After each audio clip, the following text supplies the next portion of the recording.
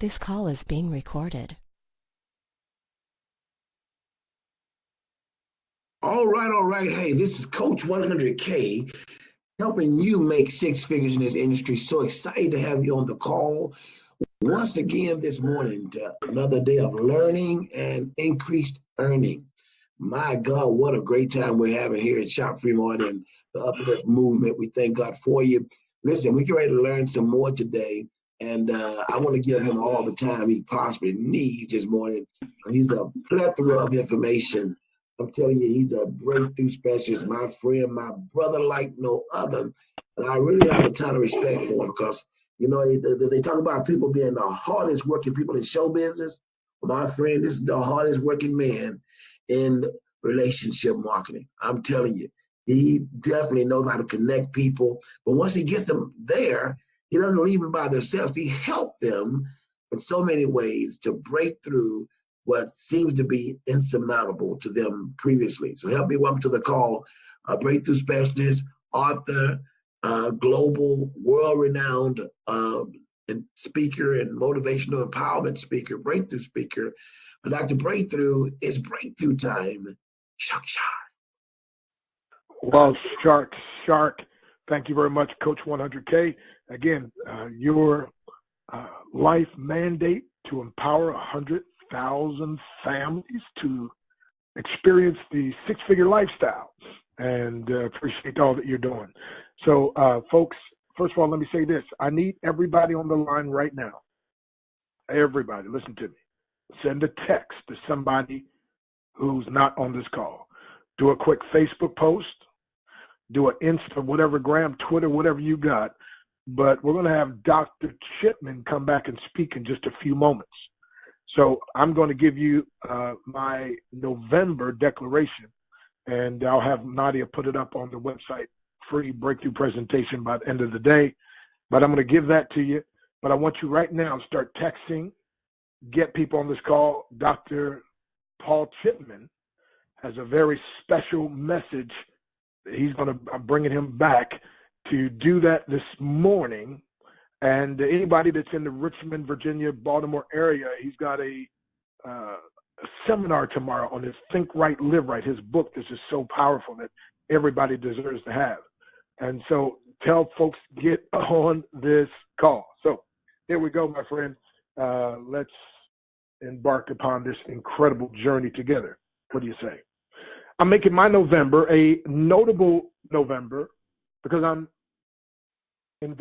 making my November notable and noble because in God's holy courtroom, I've been declared innocent, although proven guilty. I am making my November a notable and noble November because I was made to be a co-creator, to have dominion and not to be dominated. Genesis 1:28. He told me to subdue it and have dominion. Psalm 8:6. Thou madest him to have dominion over the works of thy hands. And as Adam named the animals, I name my months, my days, my years, and life. Genesis 2:19. And brought them unto Adam to see what he would call them. And whatsoever Adam called every living creature, that was the name thereof.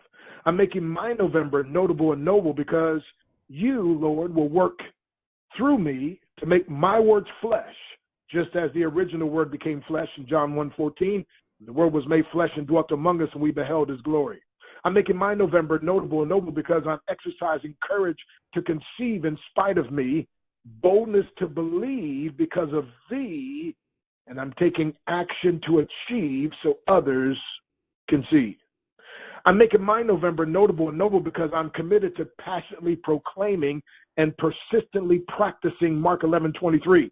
Whosoever shall say unto this mountain, be thou removed and be thou cast in the sea, and shall not doubt in his heart, but shall believe that those things which he saith shall come to pass, he shall have whatsoever he saith.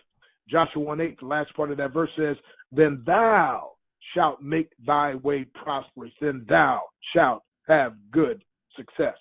I'm making my November notable and noble because I refuse to walk in depression, doubt, or denial, but rather divine deliverance.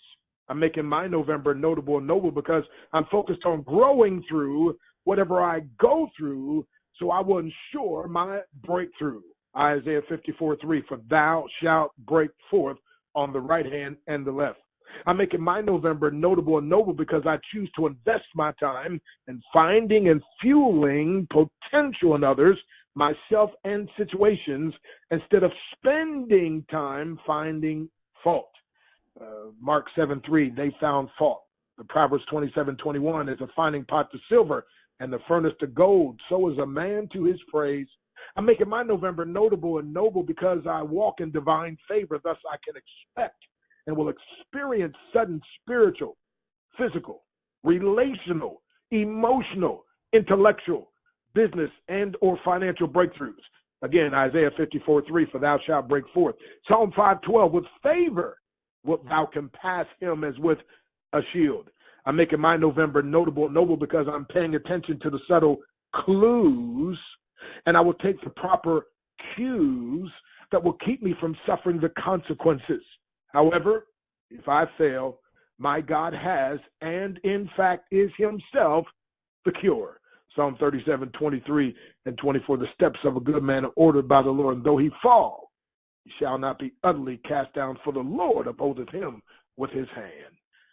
I'm making my November notable and noble because the giant in front of me is only a midget compared to the God who is for me, Psalm 56:9, and actually the God who's in me, 1 John 4:4, greater is he that is in you than he that is in the world. I'm making my November notable and noble because I'm letting the greatness that has been put inside of me stick out. Philippians 2:13, for it is God which worketh in you, both to will and to do of his good pleasure. I'm making my November notable and noble because my God already has. Isaiah 45:2, I will go before thee and make the crooked places straight. Isaiah 48:17, I am the Lord thy God, which teacheth thee to profit, which leadeth thee by the way that thou shouldest go. I'm making my November notable and noble because I submit my natural to your super, so you can make this even more than a notable and noble November. You can and will make it a super notable November. Ephesians 3:20, now unto him that is able, and I put in parentheses, and about to do exceeding abundantly above all that we can ask or think. A deep breath symbolizing that we breathe in what's been spoken, that we receive it. So we're going to breathe in our nose and then exhale out of our mouth. Ready? All righty. You can let it out. God bless you. All righty. So again, my friend, we're going to bring here Dr. Paul Chipman, but I want to make a special announcement. I am so godly proud of my daughter, Dr. Christina Harris. She's a professor at Temple, been working on her doctor for quite a while. Matter of fact, we got a picture when I was a college professor and she a little girl visiting my class. And then we got a picture of me a couple of years ago visiting her class. And anyway, so now she finally, it's official as of last night. Matter of fact, I put a picture up, show you how God works. I put a picture on Facebook yesterday of me and her, and just talking about how I love her and so forth. And I got a call from her yesterday evening, and she said, Dad. And I said, hey, baby girl. And I said, how you doing, Dr. Christina Harris? She's like, well, I was calling to tell you some good news. I said, what is it, Doc? She's like, what? Did you already know? Like, what are you talking about? She's like, it's official. I'm Dr. Christina Harris. I was like, I already knew that. Come on, somebody. So she's actually going to, next week, I'm going to have her come and speak. This is, Daddy's pride and joy in my life. But man, oh man, my daughter has an effect on me like my wife. They make me think I can do anything, right? But anyway, little Christina Nicole, my firstborn, changed my life forever when she was born. And so anyway, so I texted her early this morning, and so she agreed next week that she'll come on. So I'm looking forward to that. But this morning, oh my goodness, this morning, we've got, again, this Dr. Paul Chipman, again, Think Right, Live Right, powerful book that every last one of you deserve to have if you are a leader, if you, matter of fact, just want to have a life that God can bless tremendously, because the one thing that keeps you back, matter of fact, I'm writing a book now called Mental Self-Defense, Learning How to Defend Yourself Against Your Greatest Opponent, which is your undisciplined or subconscious mind. And Dr. Chipman's book is so right along that line. And I'm telling you, my friend, this man of God, as a matter of fact, he actually has a seminar in the Richmond, Virginia area tomorrow. So I thought it'd be apropos for him to come and speak again. And maybe some of you that are in the Maryland area or in that Richmond area or know someone there can get them to this Think Right, Live Right seminar. Folks, it's all based on the mind. Again, you never have transformation unless you first have the implementation of powerful education and information. And that's what you're about to receive. And so again, this man's got the facts. He loves to have fun. And my friend, he's a servant of the Most High. He and his lovely wife are serving the Lord with joyness from their heart. And you're going to hear him with great delight. Dr. Paul Chipman, think right, live right. Talk to him. Good morning, Dr. Stan, and all those who are listening in this morning. It's indeed a pleasure to be back with you to discuss my new book, Think Right, Live Right. And I consider it a great honor and a great privilege. I'm going to begin this morning with having you take a trip down memory lane. I remember growing up and listening to a song by the Temptations. It was entitled, It's Just My Imagination Running Away With Me. How many of y'all remember that song? Well, hey, this morning in our time together, I thought I would talk about two things. One, I wanted to talk about the imagination. I remember hearing Dr. Stan as I was working through his 21-day breakthrough plan, and he did a lesson on the imagination, and it really jarred me into remembering that in my 21-day plan, some 21 lessons we have on the whole mind about the power of the imagination. And I entitled the particular day in my book, Day 4, The Power of the Imagination. What you see is what you get. What you see is what you get. That's an old Pip Wilson line back in the day. Well, listen, I want to talk about the imagination because I don't think we realize how important our imagination is and how important it is to be able to visualize and see the things that you want to see come to pass. They're going to first come to pass in your mind. It was Albert Einstein who said, your imagination creates your reality. Your imagination creates your reality. And I ran across another very important quote that really startled me, and that was one of the things that the Lord used to kind of wake me up out of my slumber. And this was by Dr. Alan Wright. He was a 19th century Scottish preacher and professor at New College in Edinburgh. And as he was studying the mind, a very adroit student of the mind, he said this. He said that the imagination is far stronger than any other power that we possess.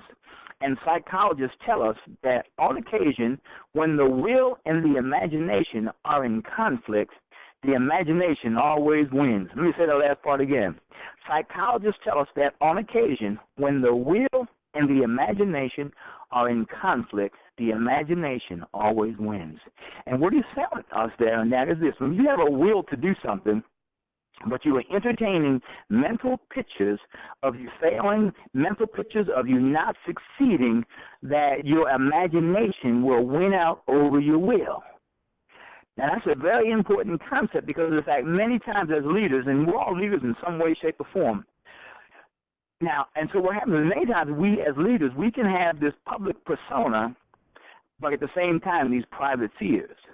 We can have a public persona, but these private fears. And I want to let you know, as I reflect upon my failures, what was going on in my life was the fact that I was speaking one thing, but I was seeing a totally different thing. I was seeing something different. And when the will and the imagination are in conflict, your imagination, the things that you imagine are going to win out over your will. And so as I reflected upon some of my failures in church planning and in ministry and in different aspects, I realized that was at the heart of my failure. And so as you're in business and as you may be over church, and I know you're in the marketing thing with the free shop mart, what's important is that you be able to see yourself. And I know at the close of many of the programs, people will say, I'm a B1, I'm a B2. I was listening to Coach Stan the other day, to the Coach 100K, they call him, and he was talking about, envision yourself, be B1, B2, see yourself escalating up the ladder. Because if you don't do that, you may have a will to want to do better, but if you don't envision it, it is not going to come to pass because that's just how your mind works. That's how your brain is structured. As I stated on another occasion, your brain cannot determine whether you're going to succeed or fail at any given project. It simply takes the information that you give it, and it makes a prediction. I say the brain is is a gambler. It makes a prediction based on the information that you give to it, whether you will succeed or whether you will fail. And so I want to encourage you in your business aspirations, in your home aspirations, to see yourself. If you're sick in your body, begin to see yourself healed. See yourself whole. You're undergoing financial problems or difficulties. See yourself, having the finances that you desire. If you're living under a lot of stress, see yourself living stress-free. See yourself succeeding where you previously had failed.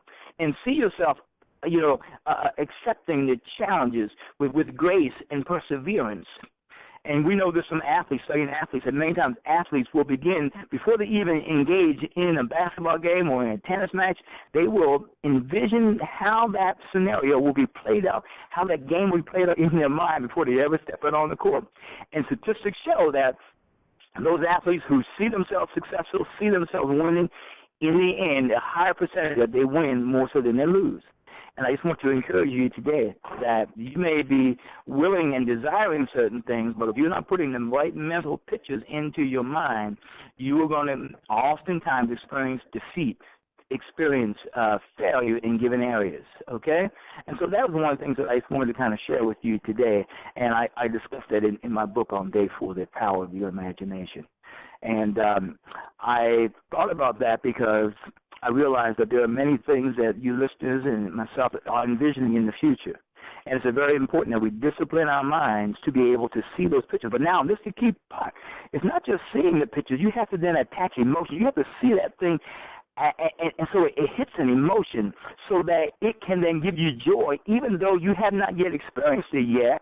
It's still something you're hoping for, but you've tapped into an emotion which then impacts your subconscious mind that will help to bring that thing to pass. So it's not just a mental picture. It's the emotion attached to that mental picture that then gives you the joy, gives you the excitement, gives you the hope, and gives you the confident assurance that this thing will surely come to pass. I remember Dr. Martin Luther King saying, "I have a dream." Remember that speech? I have a dream. And he talked about his dream for America and for society. And it was that dream that many times fueled many of us who grew up in the 60s to believe that there could be a better time, a better hope. And he said that I may not get there with you, but he said, but I've already been to the mountaintop.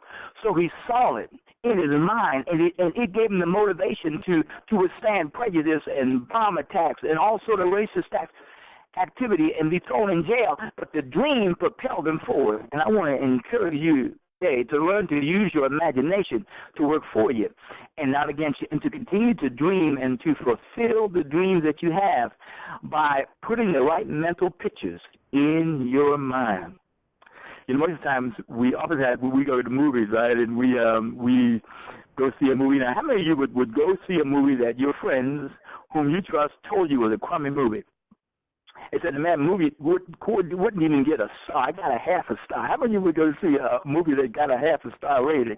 Most of us wouldn't waste our money. But this is the tragedy of it. Believe us, many times we will watch movies of ourselves on the mental screens of our minds, failing in compromising positions, doing our very worst over and over and over and over again in our mind. And whatever's playing on the movie screen of your mind will manifest in time. Let me say that again. Whatever is playing on the movie screen of your mind will ultimately manifest itself in time.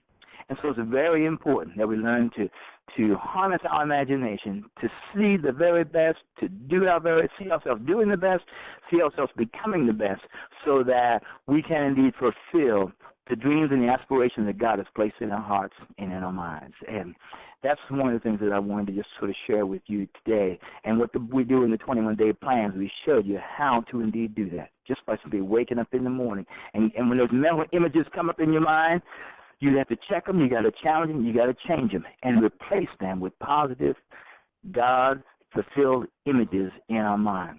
I'm going to share an example with you. When I was a young kid, I was in high school, and I was getting ready to run a track meet, and I had heard about this particular athlete. He was a big guy, man. And so the day of the track meet comes, and I'm taking off my uniform like I typically do, and then I glance over to my right, and I see a guy who was taking off his uniform. I look at the guy, and his thighs, my thighs were as big as his calves.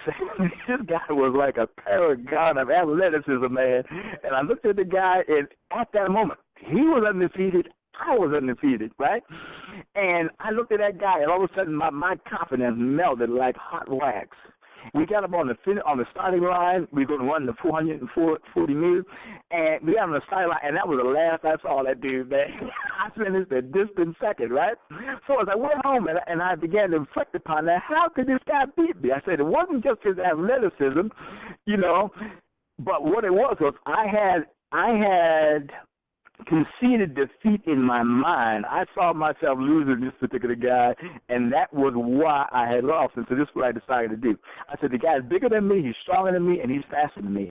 But I heard through the grapevine in my research about this particular guy that he was lazy as all get out. So I said to myself, listen, we got 6 more weeks to go. And I figured, as lazy as he is and as disciplined as I am, I can beat him if I outwork it. So this is what I did for the next 6 weeks, man. I envisioned in my mind running against this particular guy and seeing myself defeat him. And so all the opponents I was running against, he really wasn't that particular person I was running against. It was this guy in my mind, Mr. Big Stuff. And I envisioned. And so the next 6 weeks, I went through all of my meets, and man, I just waxed guys. And 6 weeks later, just as I had envisioned in my mind, he and I met at the conference championship. But that day, I had one thing in my mind, the image that I had posted in my mind, planted in my mind, tattooed on my mind, and that was finishing the race fast. I didn't even look for the fella. I took off my guard. My mind was set on the finish line. We got on the finish line. I don't know where he was in proximity to me. I got on that finish line. This is what I said. I said, listen, I'm going to start out as fast as I can, and if those guys are going to catch me, they're going to have to run me down from behind. The gun went off. Boom. I took off, man. I was out in front. I was running, man, fast. It seemed like there were wings on my shoes, man. I was just running. And, man, I was on lead. In fact, I didn't come into contact with anybody up till about the last 5 yards of the race. And all of a sudden, somebody brushed up against my arm. I think it was Mr. Big Shot. And then all of a sudden, something happened that had never happened in my racing career. I began to stumble forward because I was fatigued. I stumbled forward, and then I fell to the ground. Bam! Hit the ground with a major thud. But as I looked, pinned underneath my chest was the finish line tape. I looked down, man. I jumped up, coming from head to toe with dust. Jumped in there, raised my hand. Tri-County champion. I was the champ. Won the race, and just as I had envisioned in my mind, it came to pass. But I want to say this. If I had envisioned defeat and failure and allowed that tape to play over and over and over again, I would have never won. And I want to encourage you, in whatever endeavors you are indeed experiencing, it's important that you discipline your mind to see yourself winning, see yourself succeeding, so that you can have and experience the victory that God has for you. So God bless you. Sam, that makes some sense to you? That in line with what you teach? Awesome, man. Awesome. So, awesome, so tell us about Tell them about the seminar also, Think Right, Live Right. Oh, yeah. So in this particular seminar that we're having upcoming, it's going to be talking to you about a number of different subjects, and it's going to be this Saturday, November the 2nd, from like 11 to 4. If you're in the Richmond, Virginia area and D.C. area, swing on up there. Don't need to stay the entire time. But in it, we will be discussing the importance of how to get your mind straight and focused. And in my 21-day book that the seminar will be based upon, we'll be showing you how you can use this book in the context of mentoring relationships, how you can use this book in the context of counseling if you happen to be a counselor, how you can use this particular book in the context of preaching sermons, how you can use it in the context of Sunday schools and small groups. And the book is broken into 3 weeks, 1 day, 7 days per week. We're dealing with the science of thought, where we get into a lot of statistical data about thought, how many thoughts you have in a given day.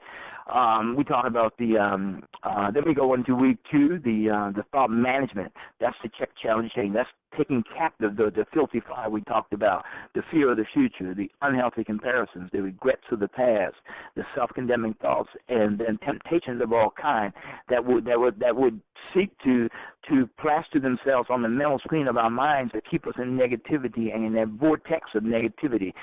And how we can check, challenge, and change those. We deal with thought management, and then we go into thought replacement. Because the reality of it is that 75% of our thoughts are negative, okay, and only 25% are positive. So with thought replacement, what we desire to do is this, is we desire to take your automatic negative thoughts, and all of us have automatic negative thoughts, and replace them with what I call SATs, spiritual automatic thoughts. Spiritual automatic thoughts. And what thought replacement is, it deals exactly with that. And so the seminar will be centered around such topics as, what you think about, you bring about. What you talk about, you bring about. An important component of the seminar will be on why you do what you do, because of the fact that most of it just boils down to brain habits that we're dealing with. And then the other thing that we're dealing with also is the whole aspect of how to indeed excuse me, I got distracted. There was a little phone in the background. Those are just some of the given topics that we'll be covering. And another thing we'll be covering, too, I don't know if we have time to do it today, though, and that's under thought replacing that, is replacing unforgiveness with forgiveness, because many of us do struggle in the whole area of forgiveness, and that we need to be able to be in a position where we can indeed begin to learn to forgive people. And like I said, I don't know what time it's like this morning, but we'll be covering that as well. So those are what we're going to be covering in that seminar this morning. Okay, so those are a couple things. Give me 1 second, Dr. Stan. You can maybe say something. Okay. That's phone persistently ringing in the back I need to address. All righty. So, folks, again, if you're in the Maryland, Richmond, Virginia, Baltimore area, definitely, or if you know someone that's in that area, and you definitely want them to get to this event. I'm telling you, it's going to be incredible. And Pastor Smith and I, what we think about events, and as Dr. Chipman talked about, I don't know how many times people, they get this meditation thing so mixed up when they found out that was a martial arts many years ago in churches, especially. See, what people don't understand, they criticize and they're automatically against, because it's easier for them just to assume than to actually, talk and converse with someone and find something out. But the meditation that we involved ourselves in was literally, you could just use the word visualization. So our sensei, we again, so here's what I say, and we never attempted to break a board or brick until we'd already broken it. In other words, in our mind, right? I mean, think about this. A building is built how many times? Technically 3 times. First in the mind, secondly on paper, they call blueprint, and thirdly it's constructed.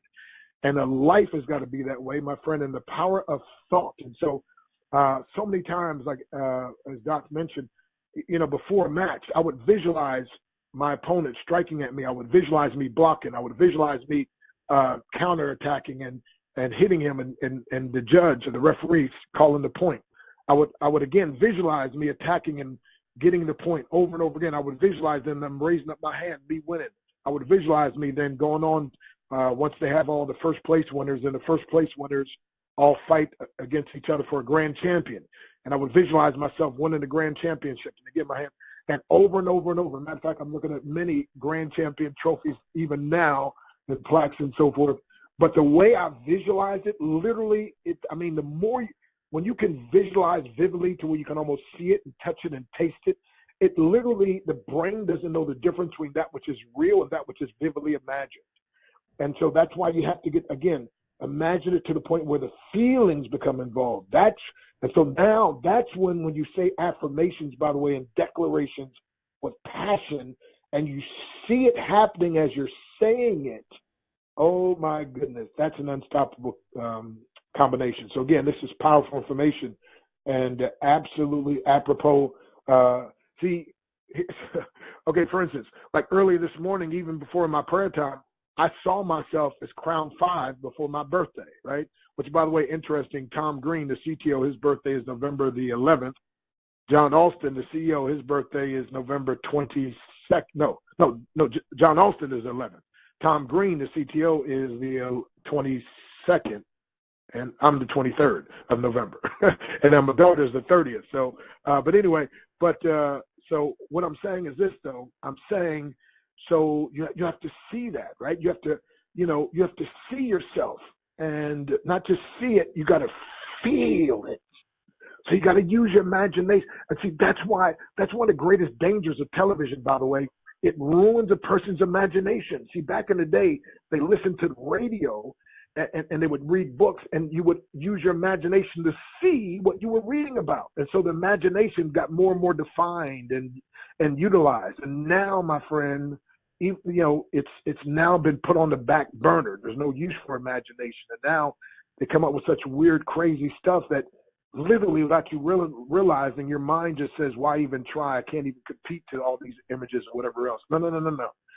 My friend, I'm telling you, the power that's in that mind, the power that Einstein talked about of imagination. Education gets you from point A to point B. He said imagination can get you everywhere else. So it's the one that uses their imagination and follows through. I close with this illustration. I talk about my book, Your Breakthrough is Guaranteed. This one Olympic swimmer won the meet, and so they interviewed this particular young lady, and she had a hat on, and the hat had the exact time that she won the meet. And they were like, wait a minute, you didn't have time to get that hat made? How'd that happen? And they're like, oh, I had that hat made a long time ago. He's like, well, wait a minute, but how did you know? And so they said she talked about how when she would practice and work out, and she would give it everything and push, but she kept seeing herself winning at that particular time, and she would push and push. As she said, when she was swimming, she was pushing to the part where she knew it was at that place. And so she had already had it made and kept visualizing it to the point that she worked out to that. And I'm telling you, my friend, this is not woo-woo. This is the word of God, my friend. And so this is the part that many people don't utilize. And instead, you use your brain to conjure up and think about all these what if it doesn't work, and what if this goes wrong, and what if that's the imagination. You're just using it in the wrong way. I like what John Austin said last night. He said everybody uses faith. The problem is most people don't use it to their advantage. They use it in the opposite, the disadvantage. So you're operating faith in things going wrong. You're operating in faith in things happening the way it's always happened. That's still faith. It's just misplaced. So, Dr. Chipman, this is absolutely fabulous. How would someone, again, to be able to go to the event, to find out more, to get your book or whatever else, what's the protocol?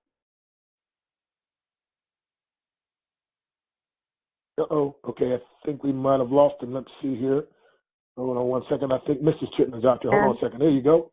Your line's unmuted. Sister Chipman? Dr. Stan, this is Pastor Vonda Chipman. At this point, you can go to eventbrite.com and just type in Think Right, Live Right, and the information is there. The registration is closed, but you can still come, but you can get the information there. And when you come, just let the person at the registration desk know that you heard Dr. Chipman on the breakthrough call. Awesome. Okay, so thank you very much. Go to eventbrite.com and type in Think Right, Live Right. The information is there. And it's also on our webpage, thinkrightliverite.com, under upcoming events. Awesome. And also, so that thinkrightliverite.com, and under upcoming events, so like I said, you can also go to eventbrite.com, just punch in Think Right, Live Right. All righty. So, awesome. I know you are going to have a great time there here in Texas, and it would have been incredible to be there. But I'm telling you, folks, if you know somebody, get them the information. You don't want to miss this. Yes, it'll be awesome. All righty. Okay, well, Coach 100K, man, let's see what you got to say as we close out this incredible call. Man. TGIF, thank God I'm forgiven. TGIF, thank God I'm favored. TGIF, thank God I'm free. And now TGIF, thank God I'm fasting. Wow, wow. The power of the imagination. I'm excited about that. I just love the topic. And I'm just going to say one thing here. When you were mentioning about the imagination of, I remember riding in the car in the truck with my granddaddy back when before there was a lot of TV. Well, it was TV, but I was, we was listening to the baseball game on the radio. And boy, they would announce it. You almost think you were sitting in the seat. They say he waves off the pitch. He waves it off. Waves it off. He winds up, delivers the pitch, swing and a miss. Oh my, he really went after that one. That was wow. No, wait, what's this? The coach is walking out from the dugout. He's talking to the umpire. You'd be like, man, what's going on? I mean, your imagination could see every step, and that's just the way the mind works, though. Everything that someone says, your mind draws a picture. And when we learn to harness the power, like Dr. Chipman is saying, we're gonna be better people. We're gonna be able to be like the people that were building that tower, where he said nothing they've imagined would be impossible. And so I'm excited. I'm looking to learn more about that. I was talking to Les Carter yesterday. He was talking about that book, man. He was digging in, talking about how incredible that book is. Guys, you gotta get to the event. I mean, everything you need is in your mind, and he'll help you get it. I know he will. Shark. Wow. Shark. All righty. So we're going to unmute the lines, let you show some appreciation. Now, next week, I'm telling you, it's going to be off the chart. D. Jolly. So Dr. Willie Jolly's wife is going to be our guest on Monday, which is the 4th. My daughter, Dr. Christina Harris, is going to be a speaker next week. Also, the esteemed Reverend Dr. Haywood Robinson, I call him Prince of Preachers. He's going to be speaking again next week. So it's going to be a powerful, packed out week. And so let's get some visitors on this call. And it's going to be incredible. So I just want you all to know we appreciate you. We love you. And we want the best for you. And we believe in you, my friend, even when you don't believe in yourself, because God sent people in my life to believe and see and saw in me what I couldn't see.